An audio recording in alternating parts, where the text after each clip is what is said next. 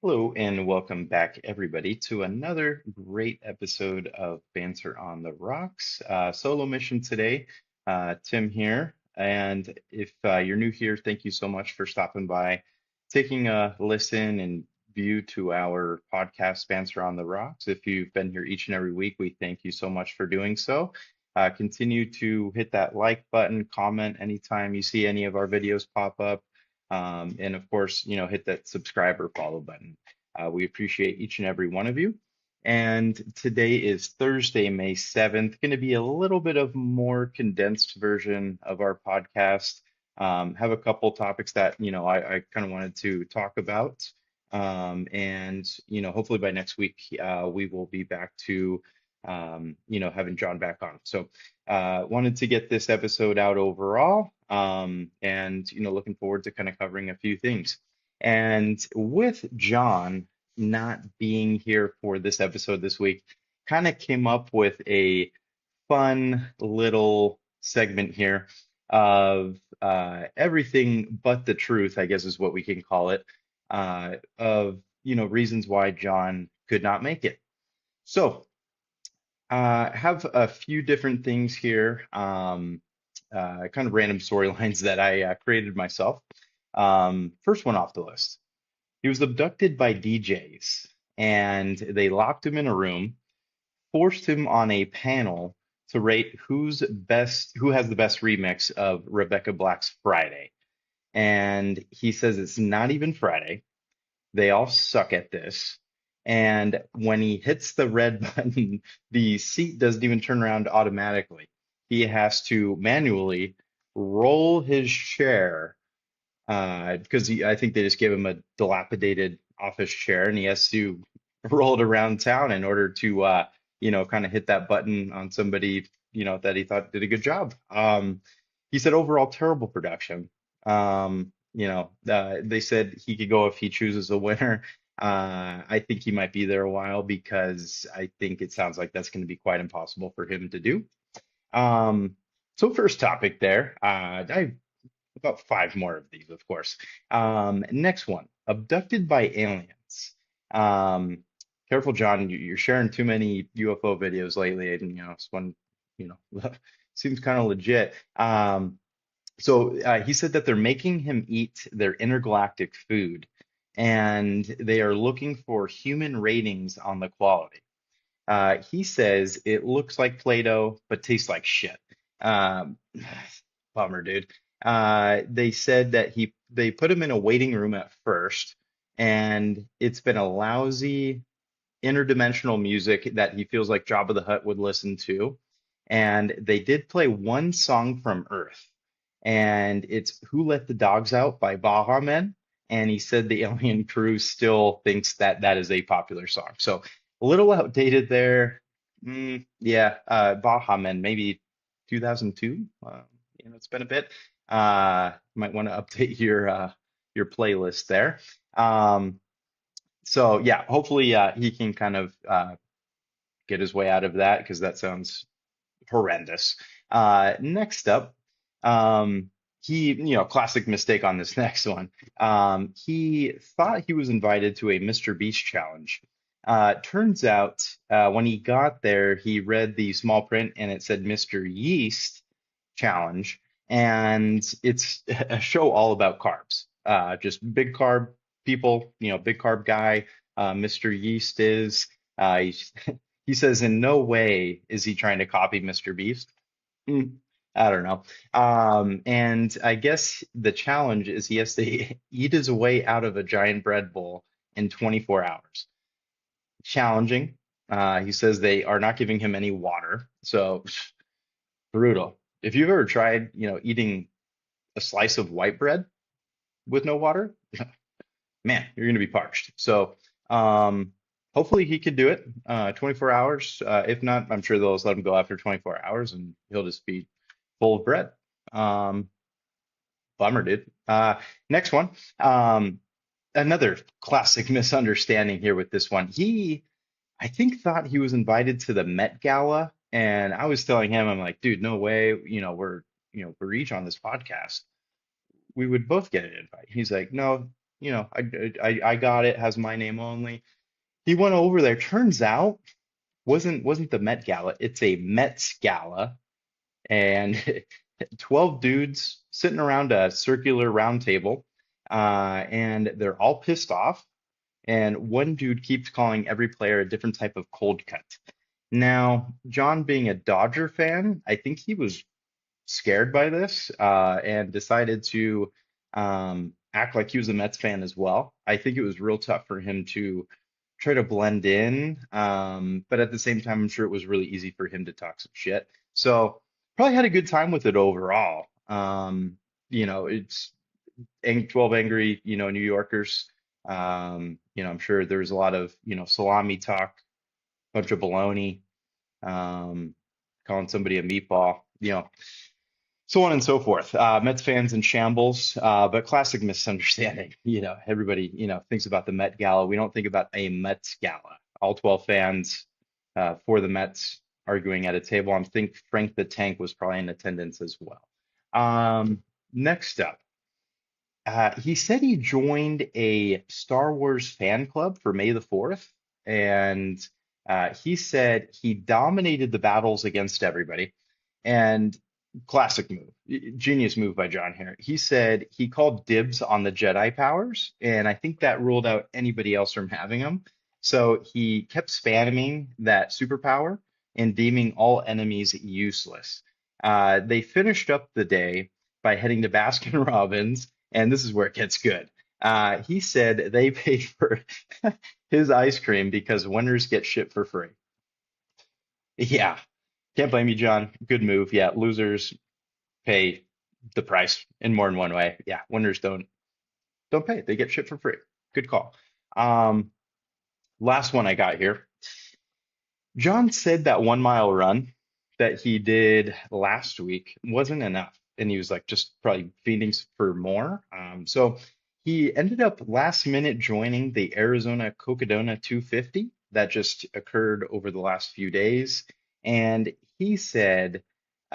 he said once the sun went down, he's like, this is bullshit, and he couldn't believe people were still running throughout the night in this, which, they hardly even sleep, 253 miles in total, I think.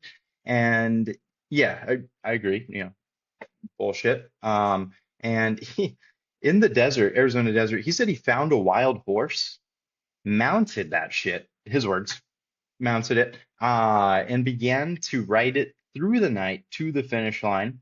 And he said, I see why Jokic loves the off season so much.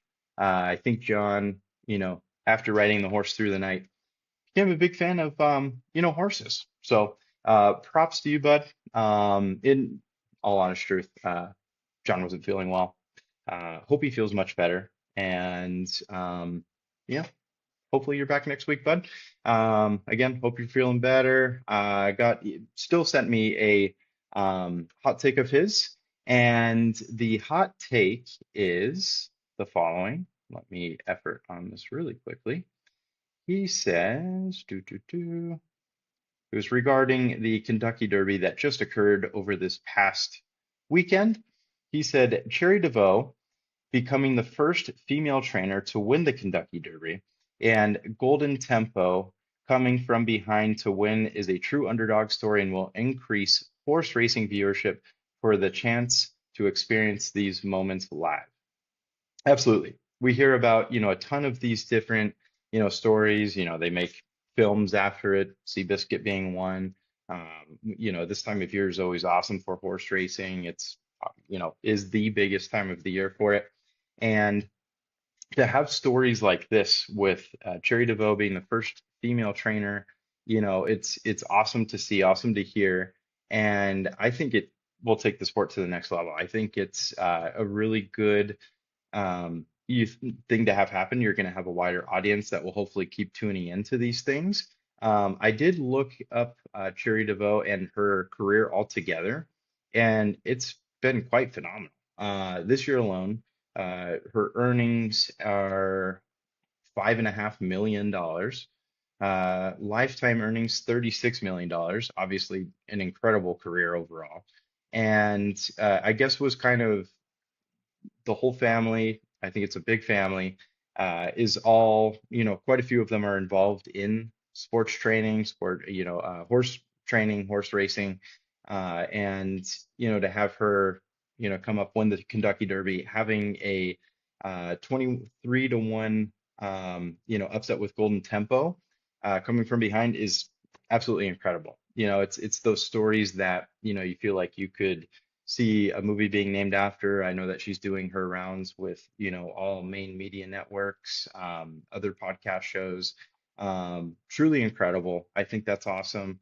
I would love to be able to attend that one day. I think that, from everything from the race itself to, the venue, and then of course, just, the fashion that goes along with it. The outfits are always on point. Everybody, dressing up in like old time suits. People, can go trendy with it now.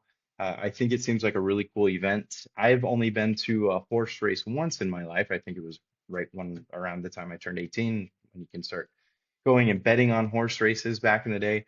Um, Super cool experience. I think everything from, kind of, I don't know if the proper word for it is vetting out the horse and kind of going to the stable area, seeing an overview of, the horse that you would like to bet on. Of course, people that are avid into the sport and pay close attention to it kind of know what to look for with a horse or maybe a jockey.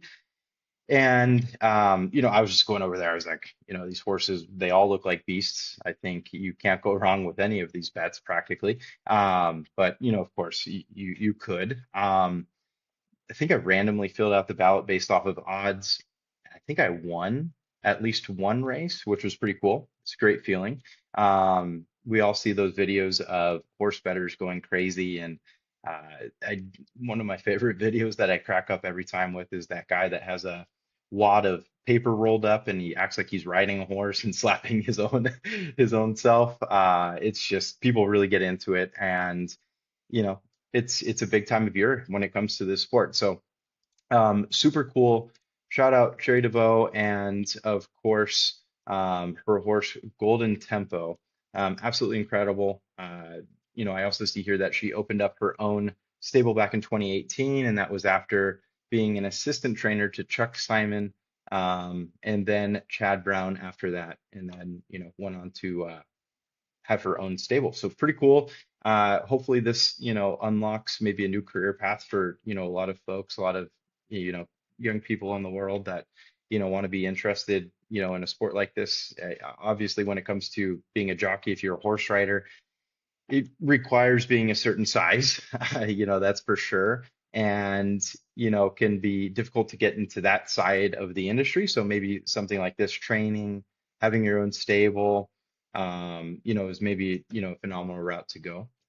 And then also when it comes to uh, the Kentucky Derby overall, there's a lot of chatter about the international stage when it comes to horse racing. And I think, if I'm not mistaken, Japan is, on the verge of, having a horse one of these days that will win the Kentucky Derby. Hasn't happened yet, but the chatter, I feel like gets bigger every single year, of the possibility of, an overseas horse training program stable being able to come over here and win, which is awesome. So, what Cherry DeVoe did with the awesome story with Golden Tempo, and then going along with the international stage, the sport, seems to be growing at a great pace. So, very cool overall. Also listen to a podcast. Forget which one it was, but they were kind of talking about the Kentucky Derby overall. They were kind of talking about, what weather might be best for horse racing. And I guess this Kentucky Derby, I believe, was one of the coldest that they've had in recent memory. And that's evidently prime racing weather for these horses. They like it, a little bit chillier, 40s, 50 degrees. They're just, full energy, full guns a-blazing, ready to go at that point. And, it certainly seemed like it had that perfect setting for a race this past weekend. So really cool overall. Great little, idea there, John, as far as a topic goes of discussion. So much appreciated there, buddy. And, certainly wanted to move along into some other sports. I know on this podcast we talk a lot about NBA basketball, not all times in a good way. Both of our teams are out, John being Clippers fan, me being a Warriors fan. And, we are now in the semifinal rounds of the East and West, Western Conference for these playoffs. And quite frankly, just watching the Thunder roll through the Lakers at this point, the calls that they're continuing to get, I'm going to sound like a hater, probably a broken record at this point, but I feel like the general public honestly feels the same way. Game one consisted of SGA trying to really just incur any type of foul he possibly could. It just was flopping to the max. There's never any issue from the NBA with it. It's a terrible product to watch. SGA can be a phenomenal player without having to do all this. Thunder fan, fans, you can get at me all you want. I'll take it. We've taken it before, but you cannot begin to tell me that he's not trying to do this at least half of the time he has possession of the ball. Like he's looking to draw contact, but not in a good way. It's, I feel like draw the foul first, shot second at this point. And the whole team's kind of replicating it. We even see it with Jared McCain, a newcomer to the Thunder, you know, really like his style of play. I think he's a good player. Was certainly drafted as one and played like one in college. Injuries have kind of sidelined him quite a bit of his career so far. It's probably led up to this trade overall, but even he is beginning to, just look to draw fouls the whole time. So it's a bummer. Not a great, not a great product. It's just boring. It's a snooze fest. I have no real ambitions to watch the NBA at this point. But I will say that the end of last round was pretty cool with 3-1 comebacks. And, we a lot of close series, Cleveland almost gave it up, Detroit almost gave it up. They both prevailed against the teams that they played, but look at the Celtics. 76ers were down 3-1 in that series, came back, beat the Celtics, beat the bricks off of them, and here we are. And 76ers advance, kind of got throttled their first game against the Knicks though. We'll see if they can rebound, and kind of do a little bit better going forward. But a big deal with the Celtics overall was the talk by Jaylen Brown. I know that me and John, we shared quite a bit of, videos back and forth, some commentary, just through text between the two of us regarding Jaylen Brown going on social media on Twitch, his stream, and talking about, just like the product of the NBA. A lot of what we talk about, where it just feels like it's a bunch of foul baiting, and it's not real basketball. And Jaylen Brown certainly had a lot to say about that with the 76ers overall, and I think he, kind of called out like Embiid, for example, just foul baiting the whole time. So um, obviously wasn't pleased, with the final result of that series. A lot of people could probably see it as being a sore loser, but quite frankly, I kind of see it as somebody that's just calling out the truth with the current state of the NBA overall right now. And I think that he even went as far as rewatching, the games through his Twitch stream. So he got really into it. Um, can't say I blame him, quite frankly. I wouldn't be surprised if LeBron, after the series, does the same thing. After game one, there's a foul, that I guess they called continuation and didn't grant him the shooting foul, and it was an inbound. He ended up making that shot that would have been an and one, and obviously JJ Redick went ballistic. Then LeBron, he started off by going ballistic with the refs, and then everybody coming together. And it almost seemed like the Lakers had a huddle with the refs to kind of discuss it. And at this point, I can't blame them. It's just, I don't know. I don't know what the refs are seeing. I don't know, why they're doing this. It certainly seems lopsided and favors the Oklahoma City Thunder. It's not even a team that really needs it. Um, it's just a bummer to see. Like it's, dude, call fair game. Be realistic.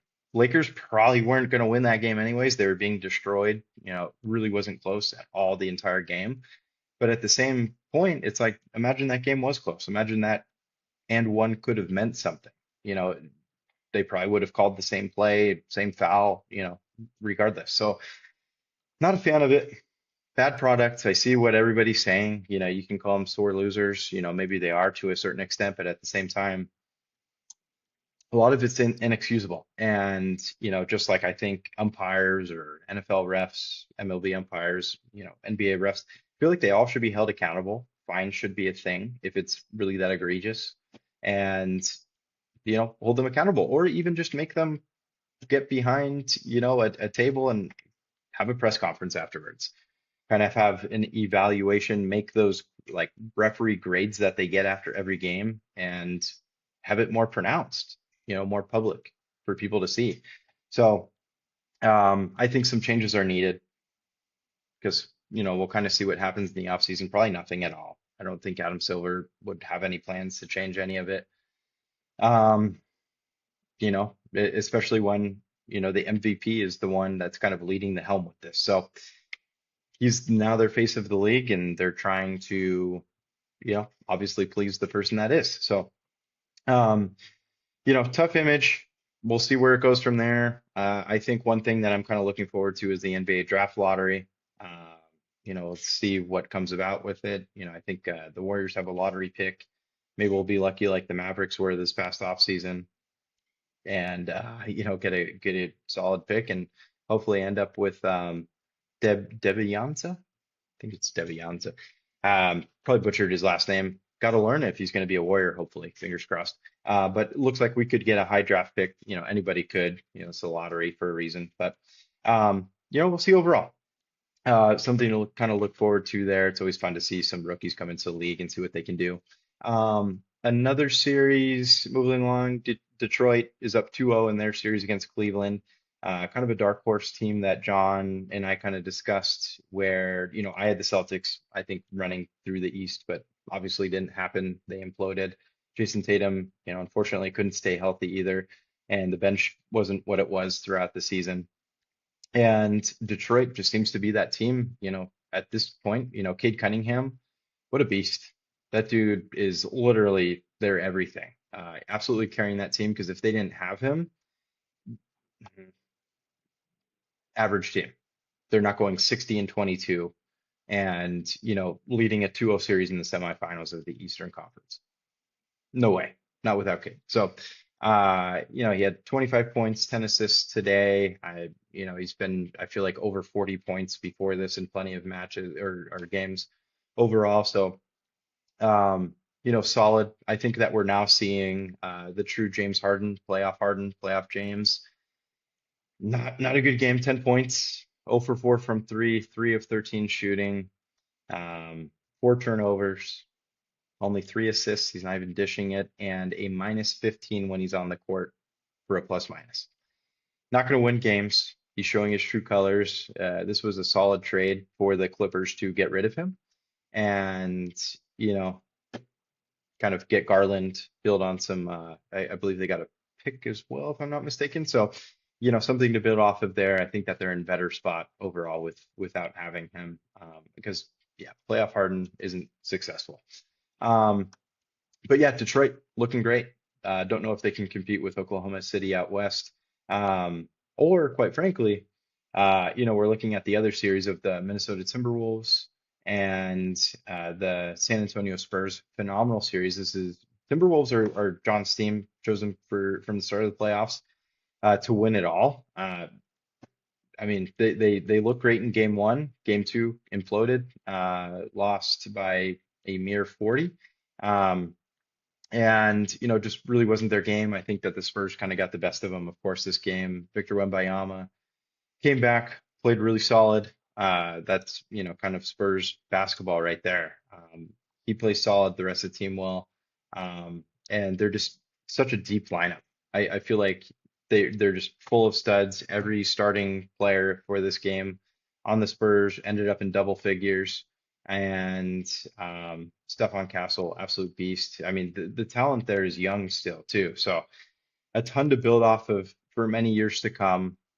And if we want to see somebody who arguably I think would be a much better face of the league for the NBA with Victor Wembanyama, uh, he's stepping up, and if he keeps playing the way he has this season, as long as he can stay healthy, man, I'm all for it because that dude, has a ton of fight in him.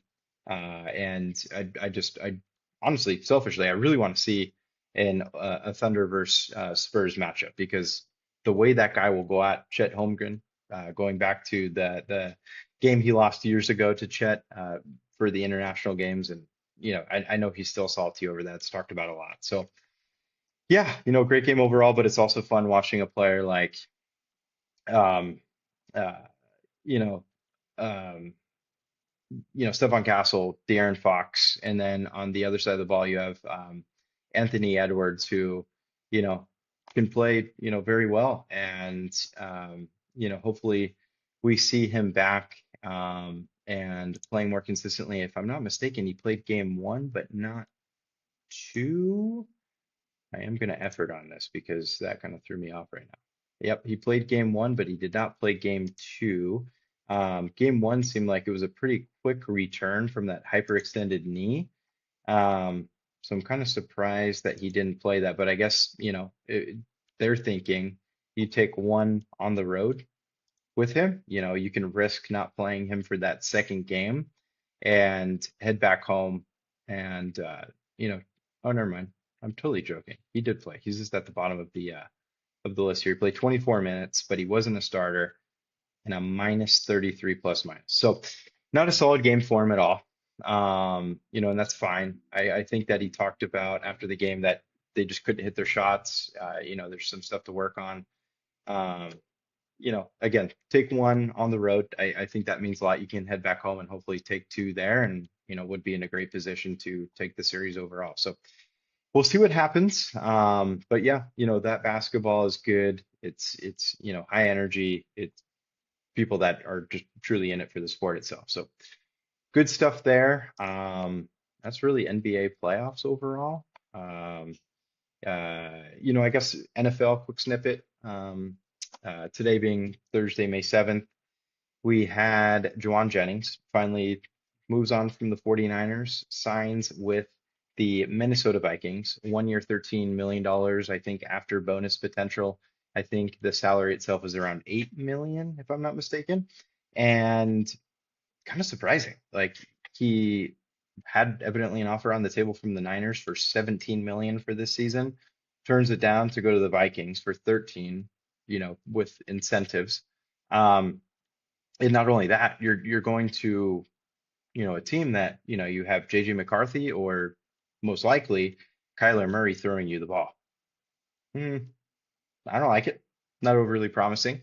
I'd much rather have Brock Purdy throwing me the ball. And a guy that kind of helped build his career overall. Like, the games that Jennings has had with Brock and, what he's done where, in moments where Ayuk hasn't played, in quite a while, for very obvious reasons. Can't believe he's still on the team. And, Deebo Samuel, he dealt with a lot of injuries and, Kittle's dealt with a lot of injuries and then Deebo obviously leaves and then Jennings takes over last season as, one of our main wide receivers, you know, to have that $17 million offer on the table and decline it, kind of a head scratcher in my opinion, but it's okay. Fine to see him go. I think that, the change of pace for that wide receiver room is honestly worth it because it just seems so drama filled over these last few years. So to have, Mike Evans come in and, hopefully kind of build and, make good camaraderie and in a very competitive spirit within the wide receivers and not make it all about me, me, me, me, me, I think will be a huge difference. You pair that with Ricky Pearsall, who prayers. So I hope he stays healthy because the talent can be there. Um, just consistency with him is all that he really needs. Just consistently be on the field, and I think he can perform super well. And then we have Christian Kirk coming through, and of course, drafting wide receivers. So, big hopes there. I feel like we have a lot to build off of. Trent Williams obviously coming back. Um, I feel like that we're in really good shape. Defense, hopefully we all get healthy. Everybody's back. Bosa, Warner.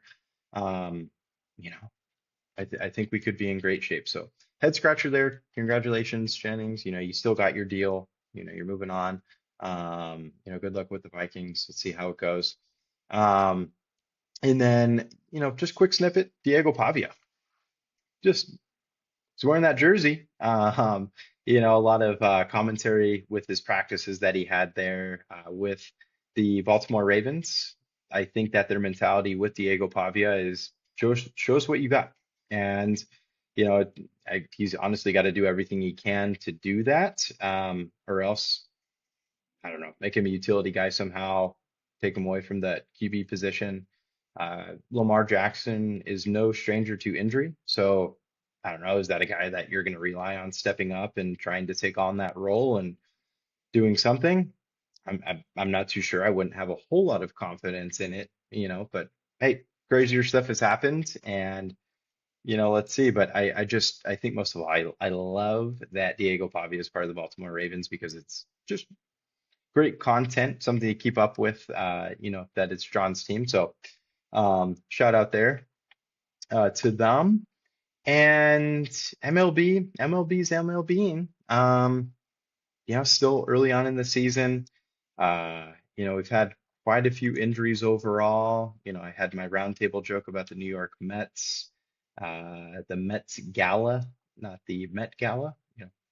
Common air, John. It's okay. I'll let you live it down. Um, but yeah, the Mets keep Metsing. It's 14 and 23. I can't talk much though because my Giants are literally same record, 2-8 the last 10. We can't hit to save our souls. It's absolutely horrendous. We're in already a very competitive division. Um, the small tenure of Vitello so far has been terrible and dreadful, and I think a lot of fans are already calling to trade Rafael Devers. I think that's a little too soon, and hopefully he can work his way out of it. But it's been rough. Been a really rough go at it. But John has been messaging me a whole lot. In the off season, beginning part of this season overall, and was talking about call up Eldridge, call up Eldridge, call up Eldridge. We called up Eldridge. We needed the bat. So. Um, Can't say he's done a whole lot yet. I know Rodriguez, that was called up along with him, has played very well, hit his first home run just the other day. So, there's promising young talent there. I think right now, as we look at it, I know Patrick Bailey is a great defensive catcher, and he's very valuable in that role. But if Jesus Rodriguez is going to come in, he's batting 444 so far through his first, 9 at bats. He's one home run, two RBIs. Dude gets on base. He hits well. He's young, talented. He plays the catching position very well as well. Like, honestly, trade Bailey, send him down, create another roster spot for somebody else. But let's make those changes. And that way we can see, Jesus Rodriguez in the lineup a little bit more. Um, and then, like we said, called up Eldridge, hasn't hit very well so far. He's one hit, 9 at bats, no home runs yet. I think he can turn that around. He certainly did in AAA. I know he didn't have a great spring training, but he did very well in AAA to start the season. Had a lot of home runs already, was hitting for a great average. I think he was hitting for like 330 to start the year there. So hopefully he can get things clicking. We certainly need it. Luis Arias has been a great addition as well, hitting over 300 as he's done most of his career. So that was pretty cool also. But we can't rely on one, two, three players. Like we need a full roster that will perform. And right now the Giants don't have it. I'm not surprised by this result either. I didn't think we had a phenomenal winning team. So is what it is at that point too. But elsewhere in the league, it's much of the same. I feel like it's too soon to really talk a whole lot of baseball. Just a lot of injuries so far to, a lot of talented players. We are expecting some of them back. Um, Tarek Schoolball being one of them. Same exact thing that Edwin Diaz is going through, removing bone fragments from his elbow. Don't know what's causing a lot of that. Obviously, probably high velocity pitching is honestly probably the biggest thing, but the surgery and then your recovery time, I think you're looking, I don't think that they've even given Scooball a time frame to come back. I know Edwin Diaz is hoping to be back by the first week of August, maybe late July, I believe. So it's going to be some time. And it's just something that, it's part of the sport. These pitchers are throwing as hard as they do now. We're going to have a lot more elbow injuries as we've seen. So, um, yeah, that's it for that overall. And quite frankly, I think that's all I got for this week. I do want to give a quick shout out. I know that we didn't really brush over much with soccer yet, but shout out the Wolverhampton women's team who did get promoted into the Premier League again. So congratulations to them. Men's get demoted and relegated to the league below champions, and the ladies have been promoted. So very cool. I got fooled by the announcement at first. I was like, wait, we're staying up somehow? No, women's coming up, but that's great. Glad that they, had a successful season, were able to kind of work their way back into the league. So, shout out the women's team. And, I'm sure that we're going to have a whole lot more that we'll talk about come next week. But most of all, just want to hop on here, get at least, we're at our 36-minute now. I just at least want to pop on here and kind of get that going and, still stuff to talk about, of course. But thank you everybody for taking the time to listen to us, watch us, staying tuned for all the clips that we have, week day in and day out. Much appreciated as always. We're getting a lot of good commentary from you guys too. Don't hesitate to, reach out with comments, questions, thoughts on a certain topic we're discussing. It's what we're here for, bantering about it. And, it's why we have so much fun doing this. So thank you guys again. John, hope you're feeling better. And hopefully get you back next week for another full episode. Thank you so much. And that'll do it for Banter on the Rocks. Peace.